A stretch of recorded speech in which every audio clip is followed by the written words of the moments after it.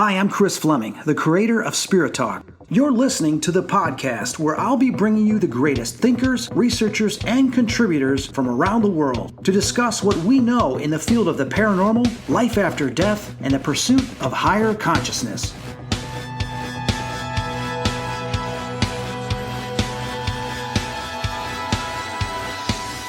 Isn't it funny that there are people, little pockets of people all over the world who all start to come to the same conclusions without having any idea that other people are there either? Doesn't that speak to the idea that there is something strange going on, and there are some people some people stumble into it, some people are led to it. I mean, some people get to it sooner than others, but there are all these groups of people who are, they might see it with their own lens, but they're all sort of going towards the same thing. It's like a collective consciousness, and those synchro destinies that you guys speak about also brings everybody into it. Yeah. And if everybody's listening right now, I'm starting the podcast right now. Greg and I are already in this conversation, and everybody listening, you are about to go down the rabbit hole. And when you come back up, your whole view of everything is going to be different.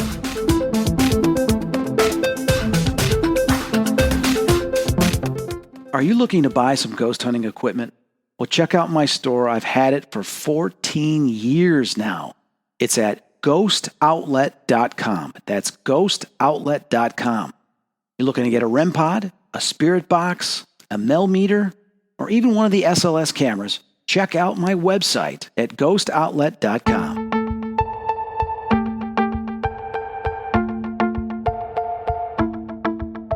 My guest, Greg Newkirk, is an executive producer and the cast member of the series Hellier. He's one of the world's only full-time paranormal researchers and has spent the last 2 decades tracking down and investigating cases of the strange and the supernatural and conducting groundbreaking research on everything from alien abduction phenomena to poltergeist hauntings. Greg is also the co-founder of the Traveling Museum of the Paranormal and the Occult, the world's only mobile museum of the unexplained. And his work in the fields of cryptozoology, parapsychology, and paranormal research has seen him featured on hit shows like Travel Channel's Mysteries at the Museum and Animal Planet's Finding Bigfoot. But you're most familiar with him in regards to the Hellier series, which the second season just started airing on Amazon Prime, and I've watched both of them. Greg has worked on this with Dana Newkirk, his wife. He's worked on it with Carl Pfeiffer, Connor Randall, and in this season he's added on Tyler Strain has come in to contribute and investigate. Greg, what I want to share with you and what I want you to talk about could go on for like 3 hours. So all respect to you, because you are my guest on this show, is I want to start from the beginning. And how the heck did you guys get interested in following these Kentucky goblins, the Kelly Hopkinsville encounter? What brought you towards that? Complete accident. It was a strange email. I got an email in 2012 from a guy who said his name was David Christie, that he lived in a rural town in eastern Kentucky by the name of Hellier, and that there were little creatures that were coming out of a mine shaft on the edge of his property and scaring his family. And the email was interesting to me because I come from a background, like I was a teenage ghost hunter. That was my whole thing. Everything I did really revolved around ghosts. And I eventually, I dipped my toe into some Bigfoot stuff here and there with some researchers I knew. But I got this email, and it really struck a sense of curiosity in me because it was unlike anything I'd ever dealt with before. And this guy claimed that he was referred to me by another man that we allegedly both knew, and he said I was well equipped to deal with these types of issues, which absolutely not the truth. I was not well equipped to deal with tiny goblin creatures in mine shafts.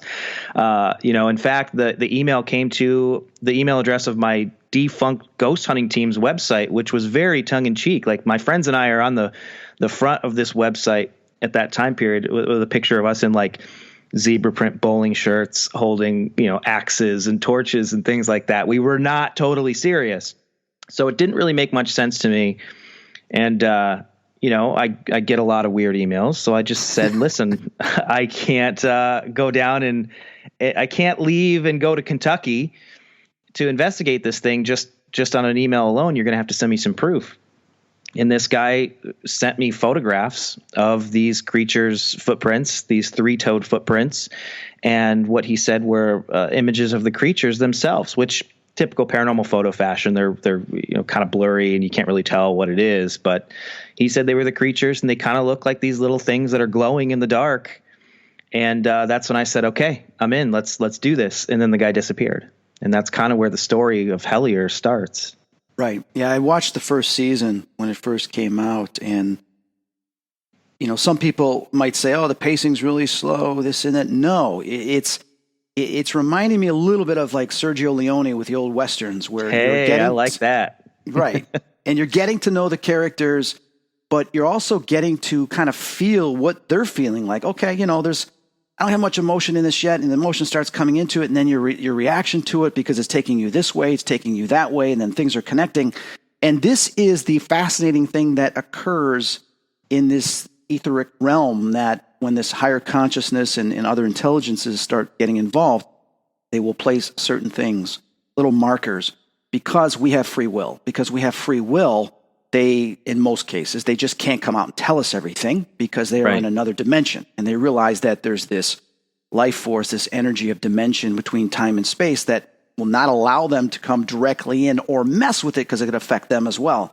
So they will leave these little markers, these little messages, and we have to use our free will. But when we start to expand and open up to that, like the flower of life, we start to become more aware of them, which allows them to come through more freely, which is why more things begin to happen. And that's what you guys are doing. And I'm noticing this, and I'm like, this is brilliant. This is great. And in the first season, I'm like, I don't think they realize what they're doing. They're right at the tip of that iceberg. I don't realize that they understand what they're opening up. And then watching season 2, I'm like, oh my God, oh my God, oh my God. Because you guys get into, there's references to the military, there's references to these cults and all this other stuff that are well aware of this gateway. And without giving it too much away yet, because I want you to share with us a little bit more about your investigations and your research and what you guys are doing, is tell us more about the first season, how you went from the first season to then deciding to do, or did you always want to do a second season? Well, it's been a really interesting experience because we didn't know what we were making when we made Hellier. Carl had a very distinct vision in his mind of what he wanted to make, but we thought we were going to make an 1.5 hour long documentary that might have been like Catfish, like Paranormal Catfish, where we go to this town and try and find this guy David, only to find that guy doesn't actually exist, at least never had in the broader Pike County area, but that there was something weirder and stranger going on that we had dipped our toes into. And so when we were done, I remember looking at Carl and being like, what in the world are we going to do with this? Like, what are we going to do? And he's like, I don't know, man. I think this is a series, not a documentary. And so the first season is very deliberately paced. Carl made a lot of really conscious decisions to, he shot it in a anamorphic widescreen format. It's gorgeous. It's gorgeous, by the way. I love the way he shot it. Carl's a genius, and he did an amazing job. Particularly, like, people don't realize we made the first season for like $1,500. We made it for like nothing, and that's like, anyone who works in production knows that's laughable. Like, no one does. I've been doing production 20 years. Yes, that's incredible. Yeah, it's insane, but it's really. We slept on each other's floors, and we just wanted to make something that we wanted to make, and we didn't really have, I think, much of a choice with the second season, because what people don't understand yet, I don't think you can see it if you watch the series. We actually started shooting season 2 before season 1 was even released. Yeah. We went through this whole thing with season 1 where, we had talked to networks and we talked to production companies, and it was just so different that there were a lot of changes that they wanted to make, which I totally understand. And so we were trying to figure out what to do with it. So we sat on it for like a year. And in that time, I'd started getting another set of emails, which you see happen in the second season. So we just kept rolling the whole way through. We put the first season out, And it's so funny because it's a documentary where we're going to look for goblins and we find a tin can. Like, that makes more sense if people have seen it. But when you see it, you can boil it down to a really reductionist thing where we find a tin can and get really excited. But this whole time I'm seeing these people respond this way. I'm going, just wait. It will make more sense. Like, there's more to this. This is a prologue. So we just rolled from making the first one right into the second one, which is how we were able to put 2 seasons of this series out in a year. That's incredible. And I tell you, I'm watching the second season. I'm like, okay. And then, So I'm telling people is, if you're struggling the first or second episode, which it's not, it's good. There's nothing bad I can say about it. It's necessary exposition. Exactly. And the thing is, it's like one of those movies where you're watching a movie, you're struggling with a movie, and then the ending comes, you're like, wow, it was the greatest movie ever, right? Yeah. That's what this is.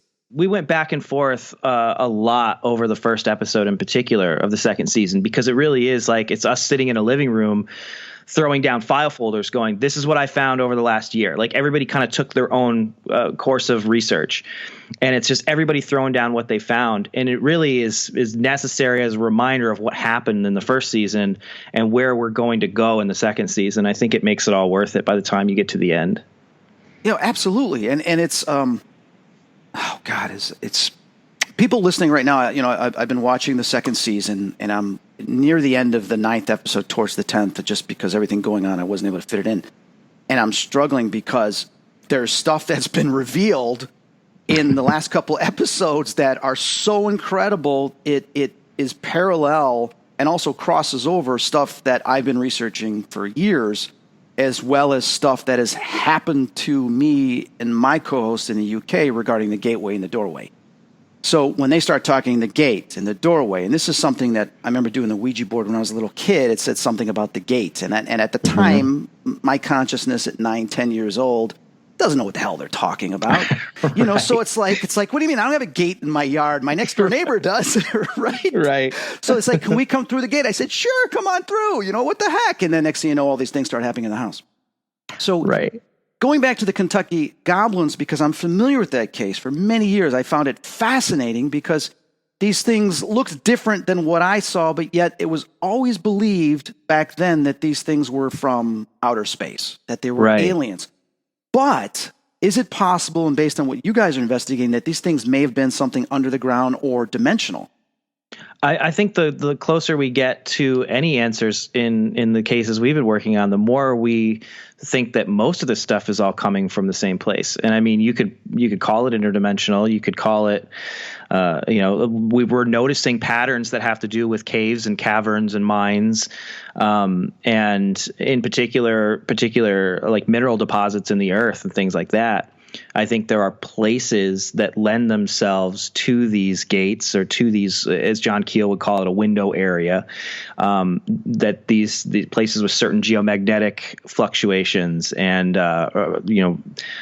mineral deposits, those things have a tendency to come through. And I think that to somebody who didn't have any context for this type of stuff, they would say, oh, it's from outer space. When maybe it's not, but in the 50s and the 60s, during the height of UFO mania, people are going to think that anything that looks funny is from Mars. Right. Yeah. It's interesting is, the Sumerians in Sumer, which is now Iraq. Mm-hmm. They were in contact with and spoke about, which are on their hieroglyphics and some of their writings. They called them the Gallas, Gallas, or the Galu, Gallu. And when you look at the drawings and the inscriptions of these little creatures with pointed ears and big eyes, very similar to these in Kentucky Goblins and to the type of creatures that I've come in contact with and we investigate a lot in hauntings, which are the imps, little devils. Right. The question is who are they? Are they the lowest of the hierarchy of demonic realm? Are they serving some overlord, some other higher power up being? I tend to believe from my experiences, yes, they are. There's something greater than them, and they are these gatekeepers. And the crazy thing is that I'm jumping up in my seat is because in one of the episodes you talk about the gatekeepers. Carl starts saying the gate, and I'm like, what? Because I can prove what you guys are saying. And we have on EVP entities telling us open the gate. Yeah. And I remember as a Ouija board, but also there's an Army intelligence document that talks about the gateway and talks about these beings in between the spaces.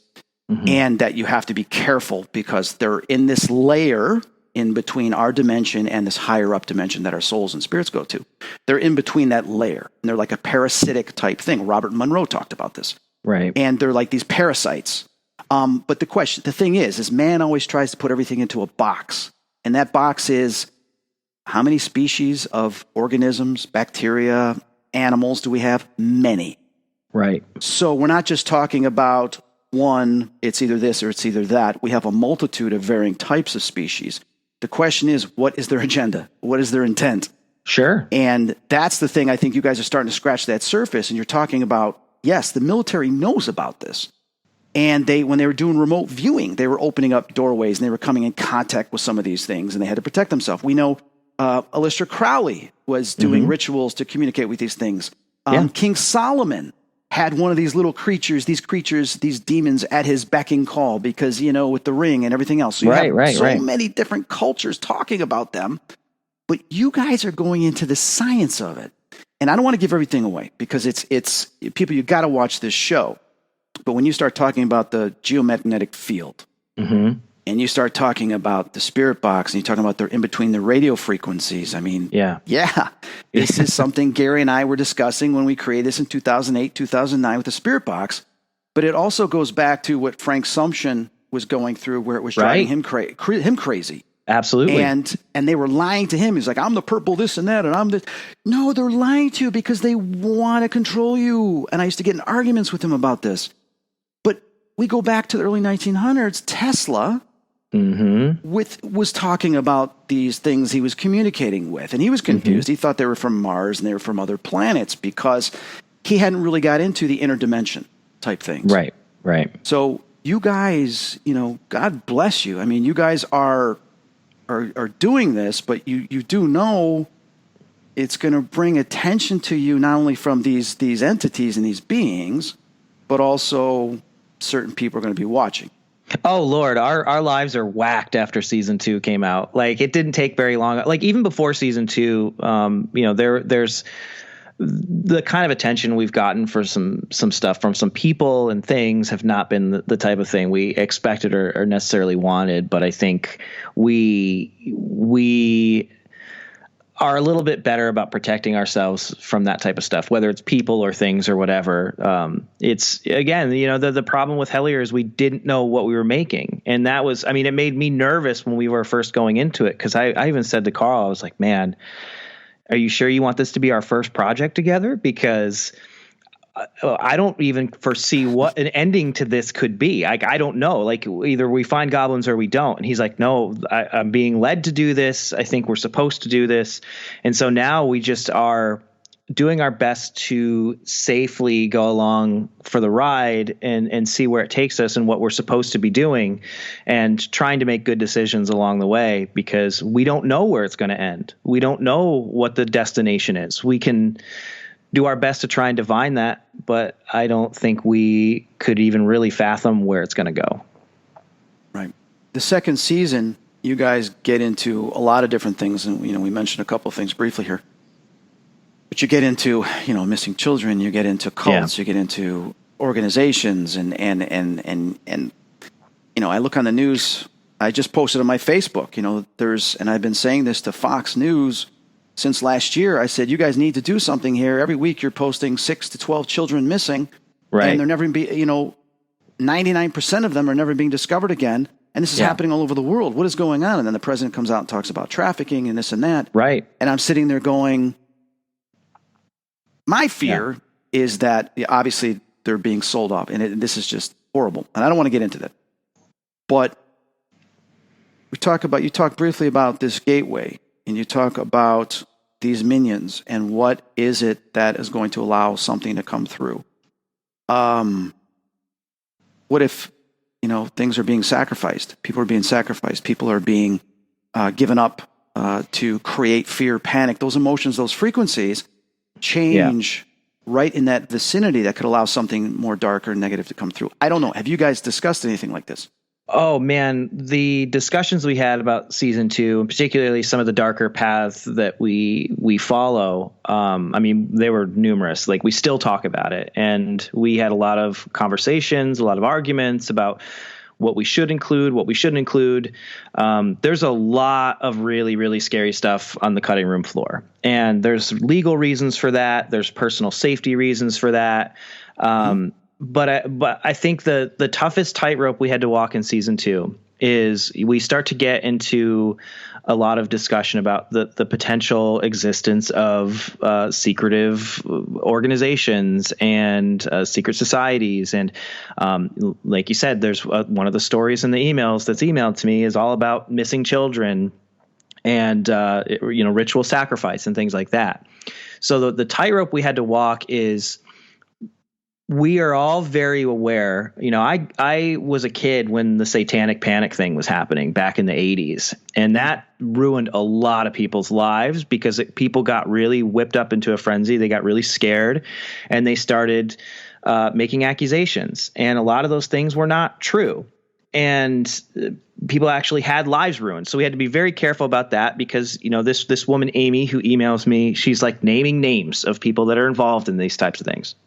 And we obviously don't want to throw out any baseless accusations at anybody. And one of the things that we've learned through this case in general, starting, as ridiculous as it sounds, starting with things like goblins and goblin sightings, we see that depending on where a person lives and depending on the culture that they're part of, what socioeconomic status they have, they tend to describe things and see things and experience the world differently than other people. So you have all up and down the Appalachian mountain chain, you have all these different stories of, goblins, holler goblins, Tommyknockers, like people give them all different names, but they're all witnessing the same thing. They just don't have context. And so we're always trying to pull back and have context. So when it came to this idea of, okay, we have a woman, she's saying that she witnessed a bunch of people in robes. She witnessed, the children being held captive, their sacrifices, the government's involved, et cetera, et cetera. We have to take a step back and wonder what this woman's context is. She knows. We even, in the series in season 2, we interview her. We actually talk to her, and she's able to say, listen, I don't really know how to explain what I saw. I can only explain it to you in the words that I have. And that's what we're going off of. So I don't personally believe that there is a group of high up government officials that are opening holes into mountains with magic wands and worshiping little green men and keeping children captive. But I do think that this particular town has had some very strange murders. They've had some trafficking. They've had a lot of things that deal with cartels. And this stuff's all easily Googleable and people can look it up. And so I think what we have to do is we have to separate really scary human monsters from stories of the supernatural monsters that sometimes get mixed up into those things, because we all know, folklore carries lessons, and these folklore come from true stories, and they're given to people in order to teach them some sort of a lesson. And I think we're seeing that in effect here with a lot of the things that we see, particularly in the media today, with, the stories of like Pizzagate and conspiracy, that type of thing. Right. The problem is we always try and be 1 foot in and 1 foot out, because right now we're dealing with a lot of people who are 2 feet in and just completely believe every single story that they read on the internet. And then it ends up with someone, they go to a place that somebody made up a rumor about with a gun, and they threaten people and they say, let me see the dungeon, and there's no dungeon, and then people get killed and it's bad. And we were very careful that we didn't want to fall into that with season 2, which is why we just we take what she has and we have to look at it from our perspective of paranormal researchers and go, there's better people that are handled. They are better equipped to handle that type of thing, and we can give that information to them. And if something comes of it, great. if not, like, we're here to chase goblins, I'm not equipped to like infiltrate a base where there's, black wizards worshiping little green men. I understand. You're trying to be responsible with what you have. Take a step back, look at more of an analytical and a scientific approach. Have you ever seen a little creature? I've never seen a little creature. I've seen fully formed apparitions before, but I've never actually seen anything that I would classify as a goblin. No. Okay. I hope you do. I do too. Because when you do, everything changes. Your perception of other things that exist that are all around us. And I just say this, I had a wonderful conversation with John Tenney, a friend of yours as well. Yes. Yeah. And he told me about the elf, little goblin he saw. Yes. And it was nice for me to have someone else that I've, known off and on, not as well as you, but known off and on, that also has had an experience with something like that. Yeah. Because of my experiences as a child with these that I call imps, these little demonic creatures that would always travel in packs of either 3 or more, and then confronting them again in 2009 when they appeared. Having people with me collectively experience them. And I hate talking about them because they know when they talk about them, and can feel it sometimes, but they play tricks. They tend to be some of the elementals, the tricksters, but there are also elementals, fae. And you guys do talk about fae, which I was surprised to see, and I'm glad you did, because I had my first experience with an elemental, which was a pixie in the UK. Yeah. At one of the houses we investigated, they had pixies there that were in the garden. And, Grant Wilson told me years ago about elementals, that they came in contact with something. He says it's a whole nother world that's never been even investigated. And I'm just fortunate that I got to experience that and see it and realize now that they exist. Typically, at least from the research we've done, the people who start to investigate that stuff never really ends all that well for them. There's that guy, Robert Kirk. Thanks. I appreciate that, Greg. All right, but you heard it here first. Something happens to me. I'm just saying, don't give too many of their secrets away because they don't like it. That's what happened to Robert Kirk, who wrote like the most famous, The Secret Commonwealth, one of the most famous books on the fairy lore. I would actually like to read that. You mentioned that in the second season. I'm like, oh my God, I got to get myself a copy of that. Read that. It's great. It's great. And it's not a heavy read for Old English, and it's been around for forever, but he disappeared. He died, but they said he was taken into the hill, and then his spirit appeared and said, save me, it's my only chance. And they didn't, because they were too shocked. And so now he's stuck in the fairyland forever. Jeez. Anybody that's listening, if you didn't listen to last month's podcast, listen to last month's podcast because I cover in detail the elementals and the stuff that went on in the UK. Greg, what got you into the paranormal and research when you were younger? Did you have an experience like some people do, or were you just fascinated by the lore and the movies and this and that? What was it? It took me looking for an experience to have an experience. Really? I was 11, 12 years old, and my friends and I decided we wanted to go vampire hunting. It was very like LARPing, pre-LARPing. And we had friends hide in a cemetery and scare one of our friends. And we had so much fun, we decided we wanted to do it somewhere else. And we found this insane cemetery. And it was an old mining cemetery. It's the only remnant of this massive mining community that used to exist in northeastern Pennsylvania. And when we were there, we had rocks thrown at us. We saw apparitions. We heard kids laughing in the cemetery. And this is miles and miles from civilization. And we freaked out. We didn't know what to do. And we were like, oh, my God, monsters are real, you guys. So then it was like the school library reading, books by Hans Holzer and the Warrens and the Time Life Mysteries books, with the foil covers. And after that, we were all in. And so every weekend we were out looking for weird stuff. And that's how it really started for me. Oh, that's awesome, man. It's like me and my buddy Blue growing up, the Ouija board and TV guides flying across the room and stuff. And talking about the gate with the thing and just like, wow, and having these out-of-body experiences. They're telling us how to meditate and shift our consciousness. And so, I'm hearing what you're saying. And there's that rush. I mean, you're terrified, But then there's this rush, like, wow, that was so much fun. That was so cool because you hit an emotional level that you're not used to hitting, and you're safe, you're okay, so you kind of want to experience it again, like that roller coaster. First time you go on a roller coaster. Well, and I mean, for a kid, having an experience like those types of experiences that young, really, it blows your world apart. And it makes you go, oh, wow, there's so much more to any of this than anyone's ever telling us. And I mean, obviously, like, look at us. It screwed us up. We do this professionally. You know what I mean? I understand. Hey, I left a high-paying 6-figure job and then was offered a $250,000 job a year. And I do what I do because I'm passionate about this. It's not about the money. Exactly. Like I said, it screwed us up, man. Right. This is like a life path thing, right? Yeah. And you understand it, and I respect anybody out there, I mean, unless you get like a hit show or this or that or whatever, and then you're paid, but that takes you away from the real intent and the passion of why you're doing this. That's what you guys are doing.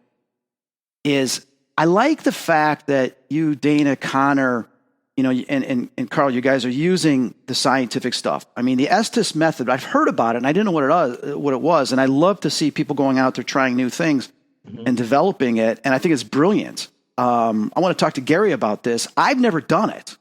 And I'm watching you guys do it. Yeah. I helped co-create the thing. Right? Yeah, for sure.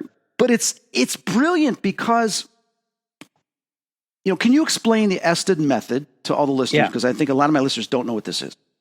So the idea behind it is, I think one of the biggest complaints people see when there's a spirit box in the middle of a room and there's a group of investigators around, is you can tend to slip into group bias, where somebody will hear a word and then everybody hears that word.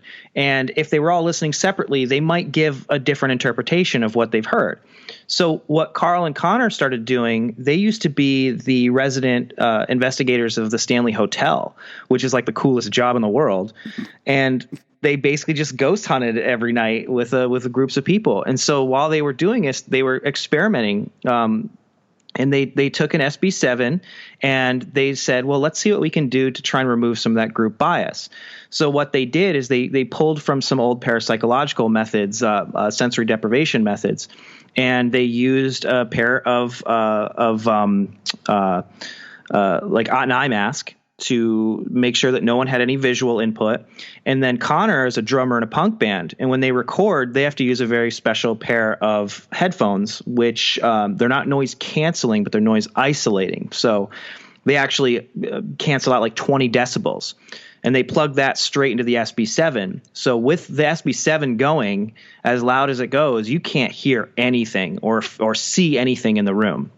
And so the idea is that person, they tend to go into almost a trance-like state where you can actually notice they'll start to rock a little bit back and forth, which you see in a lot of people who are traditional channelers. And so it's almost like technologically assisted channeling, and they just listen for the words, and then eventually they slip into this sort of trance where they just start spitting out words and phrases.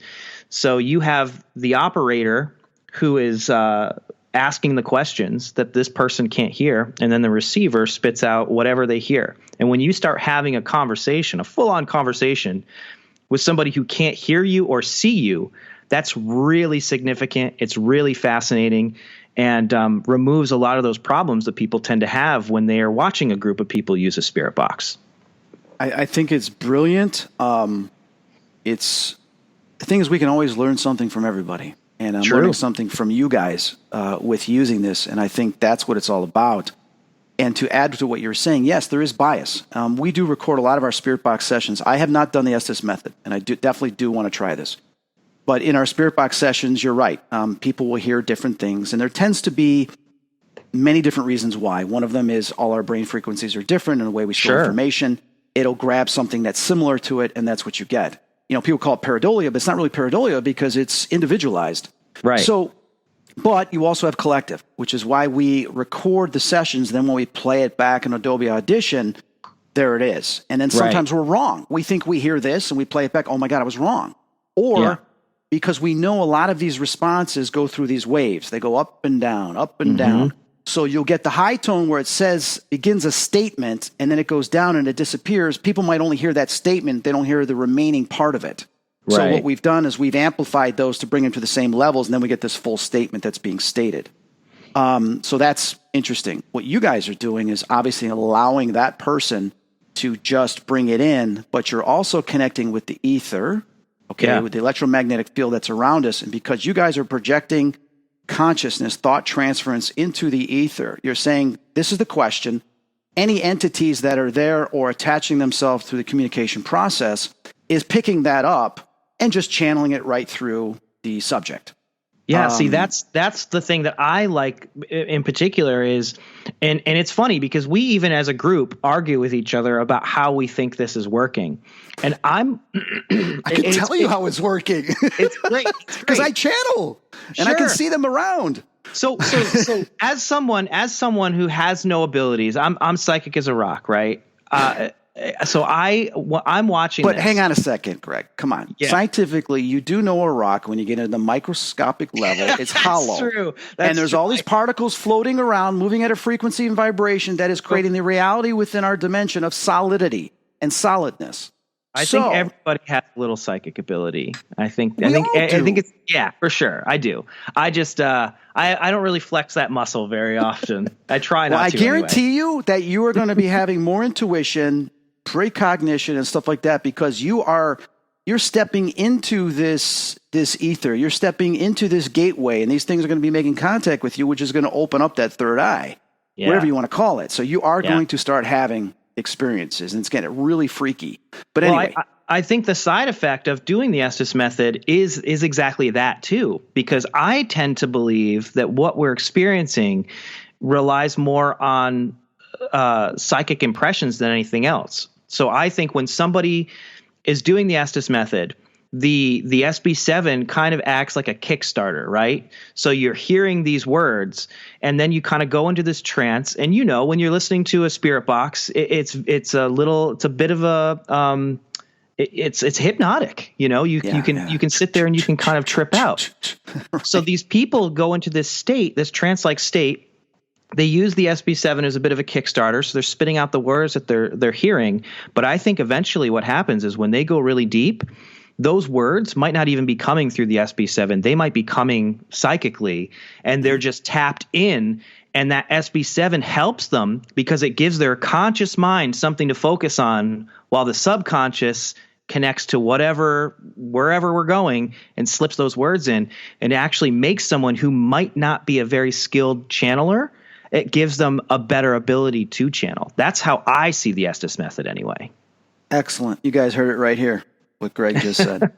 But then again, Carl and Connor would disagree with me. I think they think it relies more on the box than the person. No. And here's the thing is the spirit box, and I'm going to explain this to you because a lot of people that are misusing how it works because we just don't fully understand. Right. But Gary and I think we do. And here's why. Is we know that we exist within this electromagnetic spectrum, this electromagnetic field. We only hear 20 hertz. We only see 10% of electromagnetic field. But everything's being broadcast through communication through it. And the belief is of thought transference, our thoughts are being projected within our environment. Non-physical beings that are all consciousness can hear our thoughts. They know what we're thinking. All right? And it's simple. For them, it's reception. It's easy because we're already projecting an environment. They're a part of that environment, so they're picking it up. It's like little note cards flying all over the place, and they're just grabbing them of what we're saying. The thing is that they project their thoughts. They're not manipulating the frequencies in the spirit box like a lot of people assume. Mm-hmm. What they're doing is they're already projecting their thoughts with intent. When you talk about particles in the universe are all connected, spooky distance, entanglement, everything like that, is if you can cut them in half, the aspect theory experiment, and you can move them simultaneously. They are projecting their thought to that person. Okay, that person may or may not receive it, or may be open to it. Spirit box obviously is opening up the ether because you're listening to the things in between. You're listening to what's going on. You're now expanding your consciousness to the reception of that ether. So the spirit is because all radios are projections, transmissions of broadcasts. And the spirit box, like other radios, but yet this one sweeps all the channel, is receiving whatever comes through between that tower to that device. So any spirits and entities that are within that field or projecting to that field is going to go on that carrier wave to the radio. Okay? Yeah. So that is being picked up through the ether. Now, what's amazing about it, which eliminates a lot of skepticism, is it's sweeping all these different frequencies and all these different channels. So when you get a statement, a projected thought that they're sending, and it's going across 6 or 7 different stations, it's impossible for it to be. Right? Yeah, it's super freaky. It's impossible for it to be just from a radio station because you're no longer tuned into that radio station. So where's it coming from? It's coming from the ether. That's where it's coming from. They're not manipulating those frequencies and trying to send a message. They don't have to because they're part of the ether, their consciousness. So it's just receiving it. Very simple.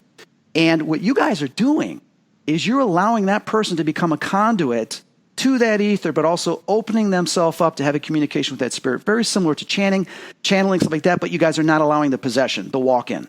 Yeah. You are just talking from a distance, and that's what's brilliant about this Ested method. Yeah,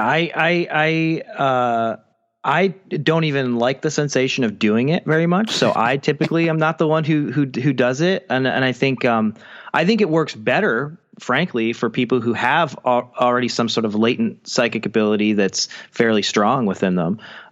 Which Connor doesn't like to hear this, but I'm pretty sure Connor's psychic.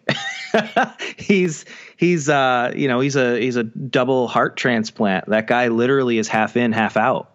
Oh my God. And so I'm always like, dude, of course you're so good at it. You're in both worlds right now. And then Dana is really good at it too. So those two are typically the ones we have perform it because I think they were already a little tuned in. Wasn't Connor getting a little scared? I mean, he was getting a little scared because you guys were opening up some Pandora's box. I mean, you guys were opening up some other things. We were all scared. I mean, I think with the joke is we all quit the season 2 at least once. And it's tough because I think we're all being challenged. We're being challenged. Some of our religious beliefs are being challenged. Some of our everyday beliefs are being challenged. We challenge each other. There's paths we don't really want to travel down, but we're sort of forced down. And so I know, Connor's comes across really well in season 2 because Connor's a fairly devout Catholic. And so when we start to look to some of the scarier things and there's these ideas of maybe, doorways and windows and things like that being opened, I think it's, and a lot of the stuff that we start to get into, particularly in the back half of season 2, we start to look more seriously into, paganism and pagan belief systems. And, Dana is a practicing witch. And so her opinion about things is much different than Connor's as a devout Catholic. So it's interesting to watch Connor's journey in particular, from season 1 to where we end up in season 2, because his faith is very strong. And so it's interesting to watch how he tackles a lot of the subject matter. I understand. And it kind of rocks your beliefs, too, realizing there's a whole other world out there.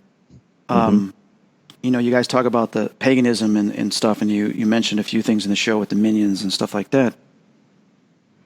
Is what I've come to realize, and especially in our investigations overseas, because when you get into stuff overseas that are thousands of years old, and you have the Romans going back thousands of years that used to do rituals, paganism and stuff, and worship idols in the forests, is they were communicating with certain forms of elementals and other than some dark ancient elementals too. Sure. That they would worship and would lie to them, and they would have false gods, or they would worship them and they knew they were these negative entities or whatever, and they would give them certain powers or sixth sense and stuff like that. Where am I going with this? Well, there's a whole nother realm, and it's not just one being, 2 beings, 3 beings, that man has interacted with since the beginning of time. And it's that conjuring and communicating and worshiping and giving sacrifices or offerings that, both good and bad, there's some neutral elementals and stuff out there and some ones that really like us, but we're crossing that doorway. It's that gateway that tends to open up. And there's certain frequencies and vibrations that can be caused by certain physicalities and certain mindsets that can open those doorways up.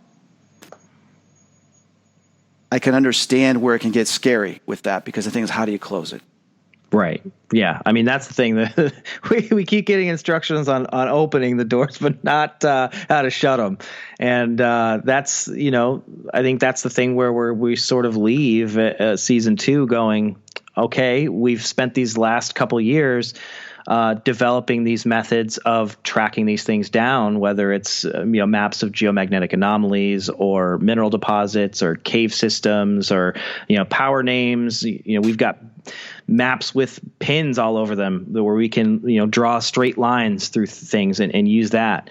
And then we have like the hypnosis experiment and the Estes method and all these different methods of gaining access to that other place. And now we have to figure out what to do with all of that. When you get a chance, listen to my old podcast, The Gateway, which was earlier this year, and then look on the CIA website.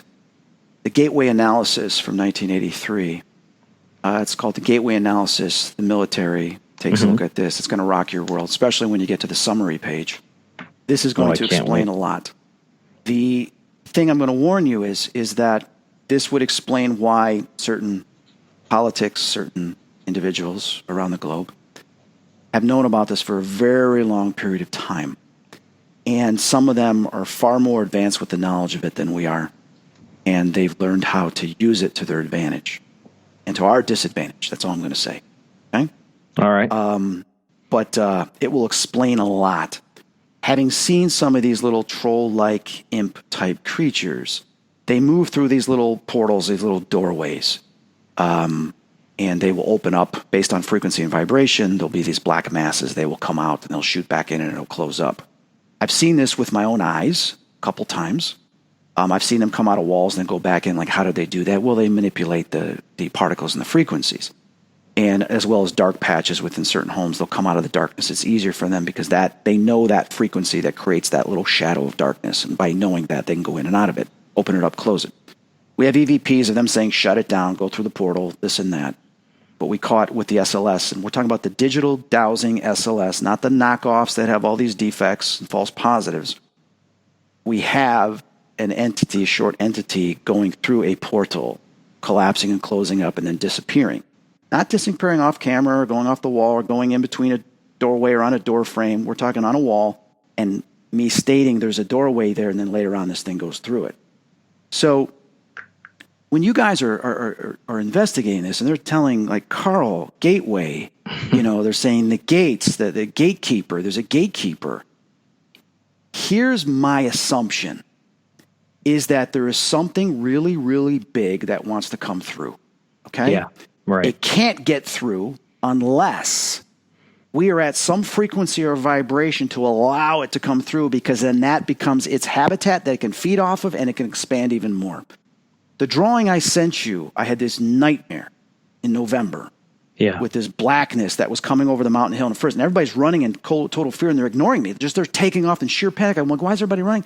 And I see this thing and I go, this is not a tornado. It's not a class 5 tornado. This is, oh my God, this thing is one separate entity that is encompassing of fear, total fear and panic. It's an evil entity. Is it dark matter? Is it some entity that's in another dimension? I'm praying to God it's just a nightmare, but I know how to control my dreams to when I know it's a dream, it's not a dream, is I can look at my hands, do this and look back up and look at my feet and look around. And that's what I was able to do. I was able to freeze the whole environment, look around and see where am I? And I realize I'm in some hillside and stuff. It looks like it's in Switzerland or Europe somewhere. The question is, I don't know if you guys have started looking into CERN, with the Hydro Collider. Right. And where they're talking about opening up a dimension. And there's one scientist says, well, we'll be able to shut it down real quick, or we can find out stuff and then we can become like gods. Like, we can become like gods. Oh my God, what do you know you're not telling us? Yeah. That something's going to tell you, if we allow it, you allow it to come in, it's going to make you like a god? Very Lovecraftian about that. Yes. But what if it's real? And what if this Space Force that our president's putting together is actually a military thing that is not really dealing with space, but inner space, dimensional space. Right. I'm just throwing that out there. Okay. That's not, there is nothing that can support that at this time. But what if they know something we don't, and he's putting this together because they're expecting something to happen, or just in case, guys, this isn't fantasy anymore. I mean, this is stuff that for thousands of years, cultures have talked about these things underground or these things in other dimensions and this and that. I don't care what religion you are, but it's been around in just about every culture. Mm-hmm. And as paranormal investigators, we've been spending all this time dealing with ghosts and spirits, and then we're going outside that shell and realizing that there's other things interdimensionally, and that's what you guys are doing. So I pay a lot of respect for you because it's going down the rabbit hole where you don't come out the same. No, I don't think all of us have quite literally had our lives changed by Hellier, and I never would have anticipated that going into it, thinking we're just going to hang out and wait to see some goblins in some guy's backyard. That's not what we really we didn't expect it, but it's been really fascinating to see. I think our hope for the project is that the people watch it become a little more curious. We obviously, I think, built in, we already knew that people who are into paranormal content were going to watch it. But I'm hoping that what happens, and I think what we're seeing happen, is the people who watch it are maybe open to a little bit weirder ideas than they used to be before, or they're willing to go and maybe read a book. The joke is always that Hellier is really just a series about reading books, because there's so many books. I mean, there's dozens of books people can pick up and read, and we don't really hold anybody's hand. We say, listen, this is what we're doing. This is what we're reading. This is where we're pulling from. Go get the book yourself and read it and see what conclusion you come to. And you never know how that will affect your life. And so I'm seeing a lot of people's opinions about the paranormal becoming broadened, not necessarily changing so much as becoming broadened. And I think that's the goal, is to make people think a little bit further outside their comfort zone with this type of stuff. Because it certainly has done that for us. Absolutely. I'm looking at stuff I never thought I would ever look into. And what's interesting about that, you guys touch on that with the Synchro Destiny in the first season. Can you share your version and your opinion on Synchro Destiny with the listeners? Yeah. Which is basically like, then my thought was, well, they're signposts, they're guideposts telling you that you're on some sort of a correct path. And that's even changed now, or after season 2, particularly with a lot of the reading and research we've done, is that synchronicity seems, for us anyway, particularly in this case, a side effect of being in one of these liminal environments, being in one of these states where there does seem to be a window or a door, and they can be temporary ones that just exist in liminal states in your own life, or in places like Somerset, where there's literally a giant piezoelectric effect that's creating insane activity all over this town. I think a lot of the stuff that we see, particularly, there's a book called The Archetype of Initiation, which talks about synchronicity as a side effect of going through an initiatory experience.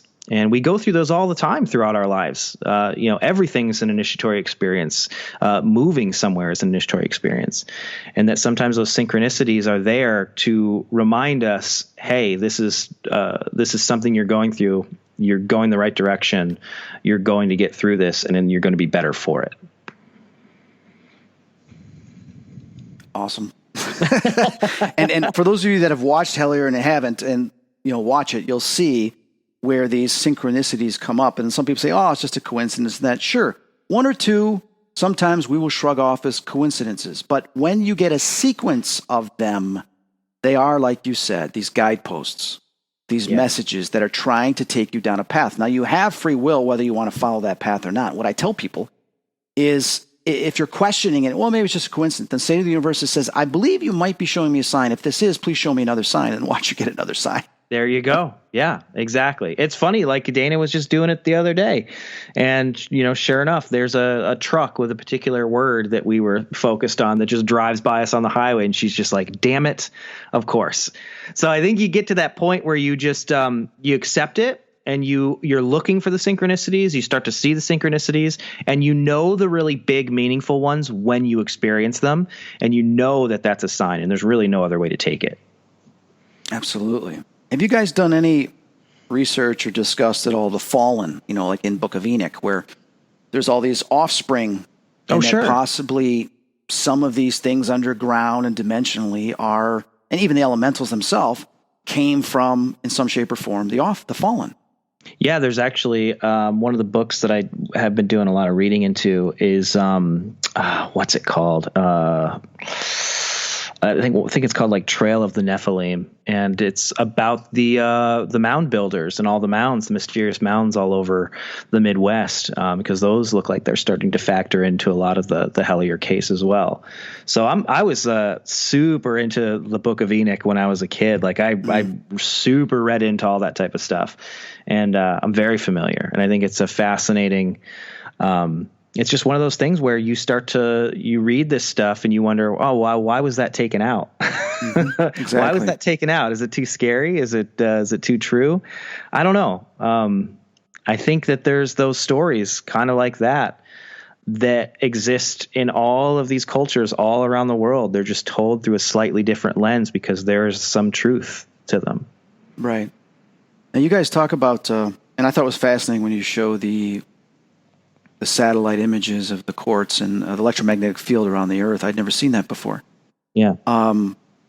And talking about quartz in Somerset and other parts of the world. Based on that, your belief is that the quartz, which makes complete sense, the quartz is creating certain frequencies, and it might somehow, because of those frequencies and high levels of that quartz being there, create doorways or congregations. Yeah, I think the way that we try and look at it is one of the things that I started looking at early on were the ideas of, the first thing we started with was I started with a map of cave density in Kentucky. And I'm staring at it right now. And it just shows me where a lot of these caves line up, because a lot of what we were looking at was how do these sightings overlap with the Appalachian Mountains and the Mammoth Cave system. So we started with that. And then I started to notice that particularly a lot of places where these caves existed, there were high geomagnetic anomalies. So I made a map that has the geomagnetic anomalies of Kentucky. And sure enough, Somerset is right in there. Well, when we talked to Nate, our contact in Somerset, and he shows us that Somerset has one of the largest quartz deposits, he talks about how when you run electricity through a piece of quartz, it creates the piezoelectric effect, which a lot of parapsychologists believe causes us to have paranormal experiences. Now, they don't say one way or the other.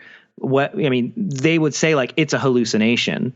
I don't necessarily think that's the case. I think that there's particular mental states that we get into in places that have these types of effects.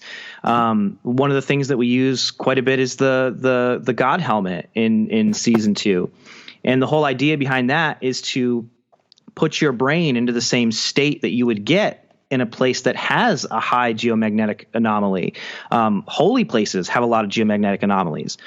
So I don't think that what it's causing is so much a hallucination as an altered state of consciousness that allows us to perceive the things that are going on in those places that we normally are not able to perceive when our brain is working properly. Because our brains, 95% of our brain is inhibitory. They're inhibitory processes to keep us from going insane from processing too much data. Correct. So when you can remove that gate just a little bit, and then let some of that data in, you start to experience ghosts. You start to experience telepathy and things like that. And I think some of us naturally are predisposed to having that gate a little lower anyway. But when you go to a place like Somerset or like any of these places where people experience these geomagnetic anomalies, you're basically allowing yourself to see the things that are normally filtered out of your everyday existence. That's sort of what we theorize is happening in places like Somerset. Correct. It creates what we call a loosening stage. Me and my colleagues which can be induced sometimes through hypnotic regression, where you can go in between states, but then also induced out of body experiences, and then also certain hallucinogenics can cause your consciousness to lift outside of the human mind, which has the filter system, and allows you to see just that outside layer where there's other entities. The military talked about this and came in contact with this with remote viewing, where they found some of their subjects were being attacked with these parasitic type entities, causing emotional distress and physicalities. as well as they actually saw these types of entities. So, you guys are touching on that, but scientific mind says, well, it just causes hallucination. Well, right. Then can you please explain why we only see 10% of electromagnetic field? What's in that other 90% visually that we can't see? Well, and I think that's one of my biggest problems with a lot of the skeptics and cynics who will constantly tell us, whether it's a ghost or a UFO or Bigfoot or whatever, they'll be like, well, it's all in your head. Well, yeah, obviously it is. Like, that's how we process information. And I think it's fascinating that, like, when we see or experience a loved one who's passed, we see them in their best condition, the way that our best memory remembers them. And it's probably because, they're not physically there, but they're there showing us the only way that we can see them, which is mentally.